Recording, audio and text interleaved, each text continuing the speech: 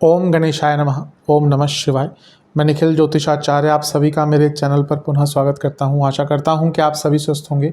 महादेव की कृपा आप सभी पर सदैव बनी रहे। ये वीडियो कन्या यानी कि वर्गों के लिए बहुत महत्वपूर्ण है, क्योंकि ये वीडियो है मई 2024 के मासिक राशिफल के बारे में।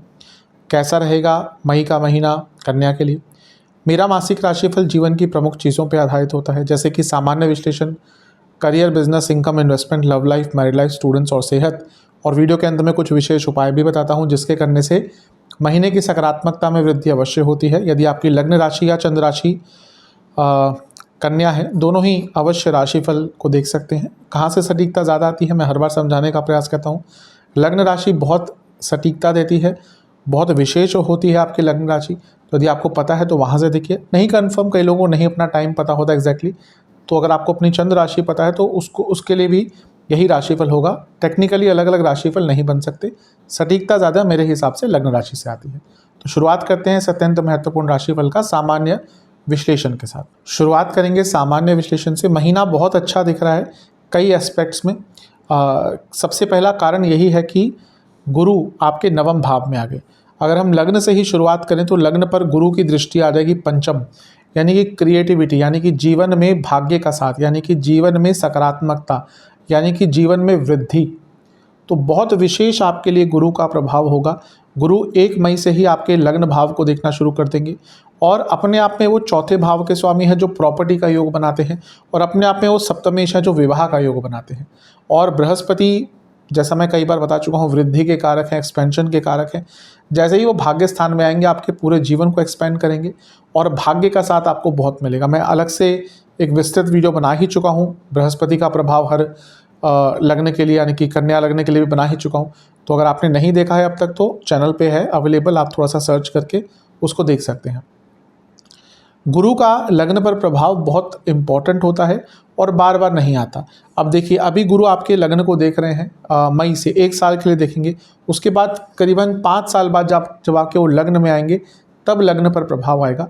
और गुरु का लग्न पर प्रभाव बहुत हद तक जीवन को बदलने वाला होता है। तो आप इस महीने से अपने जीवन में बहुत सकारात्मक चेंजेस को महसूस करेंगे। केतु ऑलरेडी लग्न में है, गुरु का प्रभाव हो गया, यानी कि आध्यात्मिक जीवन भी साथ में आगे बढ़ेगा भौतिक जीवन के साथ साथ। बुध की दृष्टि भी लग्न पर रहेगी 10 तारीख तक, और खुद लग्नेश है, अच्छा है। बुध मार्गी हो गए होंगे 1 मई तक, यानी कि जो थोड़ी सी उथल पुथल अपने जीवन में आपने महसूस करी होगी वो कम होना शुरू हो जाएगी। मंगल की दृष्टि भी है आपके लग्न पर, पूरे महीने बनेगी, क्योंकि मंगल 1 जून को राशि बदलेंगे, तो पूरे महीने मंगल का प्रभाव रहेगा। मंगल तीसरे घर के स्वामी है जो साहस पराक्रम सब कुछ देंगे, लेकिन अष्टमेश होने के नाते थोड़ी सी अनिश्चितता मंगल के कारण जीवन में आ सकती है। और ना केवल ये मंगल हैं, ये अंगारक दोष बनाकर बैठे हैं। तो जीवन में कुछ भी अचानक से मत कीजिएगा, हर चीज़ एक कॉन्शियस और स्टेबल डिसीजन होना चाहिए आपका। जहाँ पे जल्दबाजी में कुछ किया वहीं पे प्रॉब्लम्स आपको देखने को मिल जाएंगी। इसके अलावा लग्न पर किसी ग्रह का डायरेक्ट इम्पैक्ट नहीं रहेगा, इसलिए लग्न के स्वामी पर थोड़ी सी दृष्टि डालते हैं। लग्न के स्वामी बुध हैं, और वो 10 तारीख तक यहाँ पर अंगारक दोष के साथ बैठेंगे, यानी कि राहु और मंगल की युति के साथ। क्योंकि राहु विदेश के कारक है और बुध लग्न के स्वामी है, विदेश से संबंधित कार्यों में सफलता मिलेगी। मंगल अष्टमेश है, यानी कि रुका हुआ पैसा आ सकता है, अचानक से पैसा आ सकता है। और मंगल तीसरे घर के स्वामी है, यानी कि साहस भी रहेगा। लेकिन बुध की जो अवस्था है वो नीच के भी है, पतित भी है, इसलिए यहाँ पर ओवर एक्साइटमेंट में कोई भी निर्णय मत लीजिएगा, वरना प्रॉब्लम हो सकती है। गुरु अपने आप में 1 मई को, जैसे मैंने कहा था, भाग्य स्थान में आ गए हैं। ये वो समय होता है जब भाग्य बढ़ता है, भाग्य की वृद्धि होती है, और जब भाग्य की वृद्धि होती है तो पूरे जीवन की वृद्धि होती है। इसलिए जैसा मैंने कहा, ये महीना आपको सकारात्मकता की ही अनुभूति कराएगा, सकारात्मकता की तरफ लेकर जाएगा। इस महीने का पहला राशि परिवर्तन आपके लग्नेश का ही होगा, और वो होगा बुध का। बुध 10 मई को आपके अष्टम भाव में आ जाएंगे और अपनी पतित अवस्था से, अपनी गिरी हुई अवस्था से, वक्री अवस्था से निकल जाएंगे।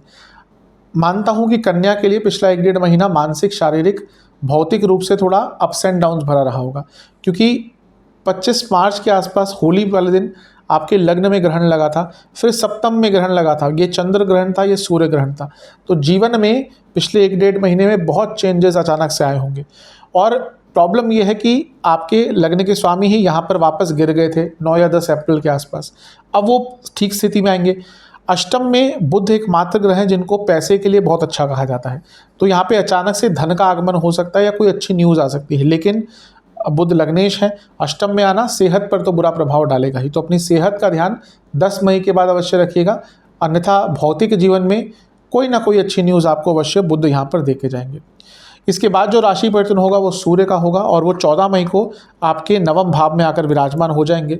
सूर्य और गुरु के साथ उनकी युति बन जाएगी और गुरु के साथ सूर्य की युति बहुत लाभकारी और भाग्यकारी होती है। काल पुरुष की कुंडली में भी दोनों त्रिकोण के स्वामी हैं, सूर्य पंचमेश है, गुरु नवमेश है। तो यहाँ पर जो भाग्य स्थान में ही जुड़ेंगे यानी कि बहुत लाभ होगा। सूर्य 12वें घर के स्वामी है, जो विदेश से संबंधित कार्य करते हैं, विदेश में कार्य करते हैं, उनका भाग्य बढ़ेगा।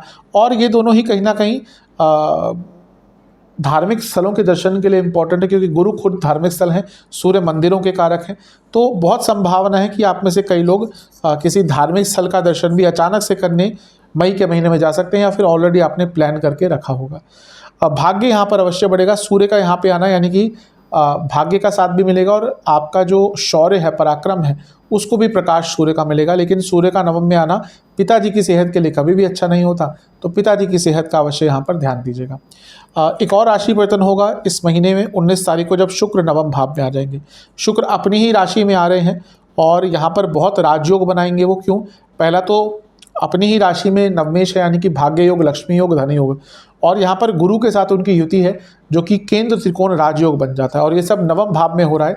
यानी कि ये महीना भाग्य आपका बदलने वाला है, पलटने वाला है, साथ देने वाला है। बहुत शुभता दिख रही है। प्रॉब्लम थोड़ी सी क्या है, जब 10वें भाव से 12वें घर में इतने सारे ग्रह आ जाते हैं ना, अचानक से सब कुछ अच्छा चलता हुआ करियर भी बिगड़ जाता है। इस पर थोड़ी चर्चा करूँगा, तो थोड़ा सा करियर में ध्यान दीजिएगा। महीने के मध्य भाग के बाद अचानक से थोड़ी उथल पुथल मच सकती है। अदरवाइज ये महीना अच्छा, शनि छठे में बने रहेंगे, उनका सकारात्मक रूप दिखेगा। लीगल कार्य पूर्ण होंगे, जीवन में अवश्य आगे बढ़ने के आपको मौके मिलेंगे। तो महीना ओवरऑल अच्छा है। हाँ, ये जो राहु मंगल की युति है, ये जो अंगारक दोष है, इसका थोड़ा मैरिड लाइफ पर बुरा प्रभाव पड़ेगा, वो हम चर्चा करेंगे इसके बारे में। विशेष प्रेडिक्शंस, ये महीना क्लैरिटी कहीं ना कहीं धीरे धीरे करके आती रहेगी। पैसा बहुत आएगा, नए प्लान्स बनेंगे, नए आइडियाज़ आपके पास आएंगे। इसके साथ ही आपको अपने ऊपर काम करने का मौका मिलेगा, अपने स्किल्स को बढ़ाने का मौका मिलेगा। मेडिटेशन कीजिएगा, एक प्रकार से अपने जीवन को एक नया रास्ता दिखाने के लिए, पुराने मौक़ों को वापस पाने के लिए और एक प्रकार से अपने जीवन के नवीनीकरण के लिए महीना आपका बहुत अच्छा है। करियर की तरफ चलते हैं। करियर के लिए थोड़ा मिश्रित सा महीना दिख रहा है।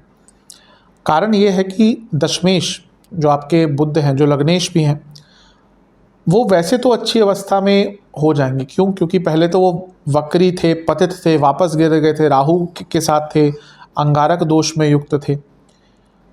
तो ये वक्री आदि अवस्था से, नीच अवस्था से तो निकल जाएंगे। लेकिन आ कहाँ रहे हैं? वो पुनः अष्टम भाव में ही आ रहे हैं, जो अनिश्चितताओं का भाव है। तो करियर में थोड़ी बहुत प्रॉब्लम अभी भी रहेगी। भले ही कई दोषों से युक्त जो थे बुध, वो अब मुक्त हो जाएंगे, लेकिन बुध का अष्टम भाव में आना भी बीइंग लग्न लॉर्ड और यानी कि लग्न के स्वामी और 10वें स्वामी के होने के नाते, स्पेशली क्योंकि हम करियर की बात कर रहे हैं, उनका अष्टम में आना चीज़ों को थोड़ा सा बिगाड़ सकता है। 10 मई को बुध आपके अष्टम भाव में आ जाएंगे, यानी कि उसके बाद अचानक से कार्य क्षेत्र में उथल पुथल मचेगी, अनिश्चितता होगी, गलतियां होंगी, मिसकम्युनिकेशन होंगे, एक अनईजीनेस रहेगी, एक डिस्कम्फर्ट रहेगी। जिनकी दशा अंतर्दशा अच्छी नहीं चल रही कहीं ना कहीं, और अगर आप ऐसी इंडस्ट्री से हैं जहां पर जॉब जाने के योग बन सकते हैं, आजकल कई कंपनीज़ में ले ऑफ्स फिर से स्टार्ट हो गए हैं, IT कंपनीज़ में और भी कई कंपनीज़ में। तो अगर वैसा है तो कहीं ना कहीं आपको भी हो सकता है, अगर सबका तो नहीं होगा, लेकिन जिसकी दशांतरदशा बहुत ख़राब चल रही है उनके साथ ये जॉब जाने वाली प्रॉब्लम भी हो सकती है। और जो लोग जॉब नहीं ढूंढ रहे थे उनके लिए कोई अच्छा मौका आ सकता है, लेकिन थोड़ा सा डिलेड प्रोसेस रहेगा। इसके बाद भी अगर हम देखें तो सूर्य आपके नवम में आ जाएंगे 14 तारीख को, शुक्र आ जाएंगे 19 तारीख को। ये ठीक है, भाग्य आदि सब साथ देगा, लेकिन 10वें भाव से 12वें में इतना सारे ग्रहों का आना, यानी कि मैनेजमेंट के कारण, जहाँ पे आप काम करते हैं वहाँ पे कुछ मैनेजमेंट इश्यूज़ के कारण, या तो मैनेजमेंट में कोई बदलाव आएगा, आपके बॉस हो सकता है चेंज हो जाए, इसके कारण आपके जीवन पर अचानक से बुरा प्रभाव पड़ सकता है कार्य क्षेत्र में। तो करियर के लिए मैं ये कहूँगा महीना ईजी तो नहीं रहेगा, काफ़ी अप्स एंड डाउन्स, काफ़ी अनिश्चितता, काफ़ी उतार चढ़ाव और काफ़ी अनईजी महीना रहेगा। एक स्टेबिलिटी भरा और अगर एक स्मूथ महीना आप एक्सपेक्ट कर रहे हैं मई का, तो वो नहीं होगा। थोड़ा सा आपको सचेत रहना पड़ेगा। विशेष प्रेडिक्शन, बहुत स्ट्रेस दिख रहा है, ऑफिस पॉलिटिक्स भयंकर लेवल की दिख रही है और चीज़ें बहुत अनियमित रहेंगी। आपको क्या काम दिया जाएगा, कल क्या करना है, किस प्रकार से चीज़ें करनी है, वो बिल्कुल भी स्टेबल नहीं दिख रही। मेंटली फिजिकली दोनों ही एग्जॉस्टेड रहेंगे और बहुत टेंस सा माहौल रहेगा। थोड़ा सा ये महीना करियर में ध्यान दे के रखिएगा। मैं तो बस यही कहूँगा कि अपनी तरफ से एकाग्रता रखिए और अपनी तरफ से गलतियों को मिनिमाइज़ कीजिए, क्योंकि वही आपके हाथ में है, बाकी तो और लोगों के हाथ में है। और थोड़ा डिप्लोमेटिक बनिए और ऑफिस पॉलिटिक्स से दूर रहिएगा और कुछ भी ऐसा मत कीजिएगा कि आप उस ऑफिस पॉलिटिक्स के षड्यंत्र के शिकार बन जाएं।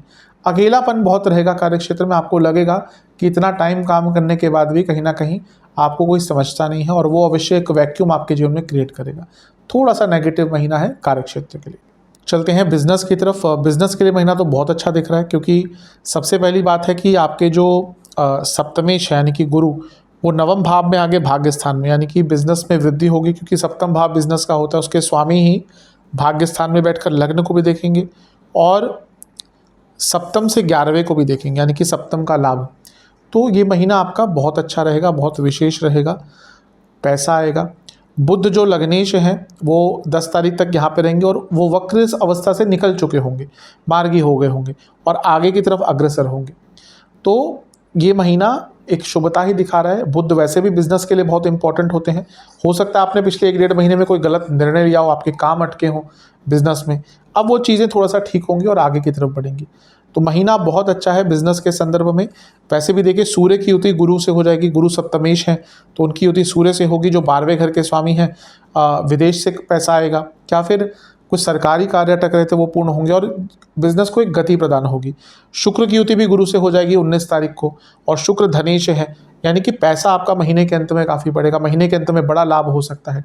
बृहस्पति 4थे घर के भी स्वामी है, फैमिली बिजनेस है उसमें भी आगे बढ़ेंगे।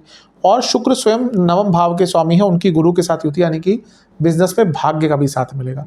तो बहुत अच्छा महीना दिख रहा है। राहु मंगल की जो ये जो अंगारक दोष है, ये बिजनेस में बड़े चेंजेस लाने के लिए बहुत अच्छा होता है।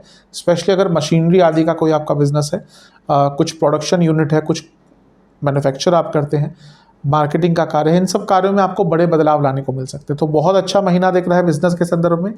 विशेष प्रेडिक्शंस, ये महीना उत्साह और अच्छी न्यूज़ से भरा है। पैसा भी आएगा, अच्छे काम भी मिलेंगे, अच्छी न्यूज़ भी आएगी, अचानक से लाभ हो सकता है। बस 2-3 चीज़ें हैं, पार्टनर से बहुत आर्ग्यूमेंट्स होंगे, लड़ाई झगड़े हो सकते हैं।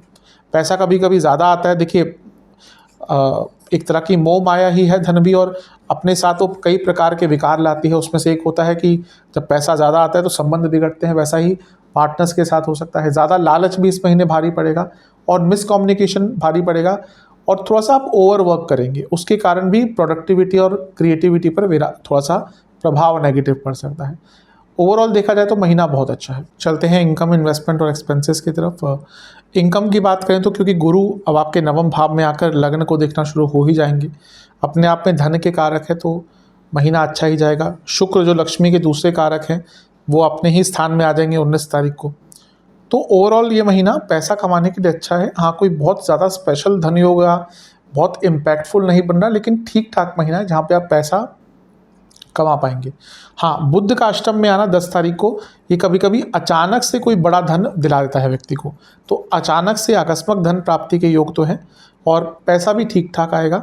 इन्वेस्टमेंट की बात करें तो शुरुआती 10 दिन ठीक है, बीच के 10 दिन बहुत अच्छे हैं, अंतिम 10 दिन भी ठीक ठाक है, लेकिन अंतिम 10 दिन में रिस्क मत लीजिएगा। खर्चों की बात करें तो इस महीने आपका धार्मिक कार्यों पर बहुत खर्चा होगा, अचानक से कुछ बड़े खर्चे हो सकते हैं, लाइफस्टाइल पर बहुत खर्चा होगा, इमोशनल बाइंग बहुत करेंगे, सोशल गैदरिंग्स पर बहुत खर्चा होगा, मीटिंग्स पर बहुत खर्चा होगा, सोशल इवेंट्स पर बहुत खर्चा होगा, और बहुत बड़ा खर्चा यात्राओं पर होगा। ते हैं लव एंड रिलेशनशिप की तरफ। नो कॉन्टैक्ट सिचुएशन की थोड़ी बहुत संभावना है, लेकिन बस ये कहूँगा, अगर थोड़े बहुत बात स्टार्ट भी होती है तो ज़्यादा एक्साइटेड मत हो जाएगा, अन्यथा क्या होगा कि थोड़ा बहुत कुछ अगर आगे बढ़ता भी है, आपके ओवर एक्साइटमेंट के कारण चीज़ें पुनः खराब हो सकती हैं। नए रिलेशनशिप की बहुत ज़्यादा संभावना तो नहीं दिख रही, अगर कुछ होना होगा तो एकदम महीने के अंतिम भाग में होगा। जो लोग ऑलरेडी रिलेशनशिप में हैं, मिश्रित सा महीना है। पंचम भाव के स्वामी शनि बनते हैं और छठे घर में, यानी कि लड़ाई झगड़े हो रहे होंगे। केतु का प्रभाव भी, यानी कि थोड़ा बहुत पिछले 4-5 महीनों से रिलेशनशिप में अप्स एंड डाउन्स आ ही रहे होंगे। शुक्र जो कारक हैं रोमांस के, लव लाइफ के, वो अष्टम में रहेंगे 19 तारीख तक, तो तब तक तो थोड़ा सा उथल पुथल रहेगी। जब वो आपके नवम भाव में आ जाएंगे 19 तारीख को, उसके बाद से चीज़ें थोड़ी सी बेटर होंगी।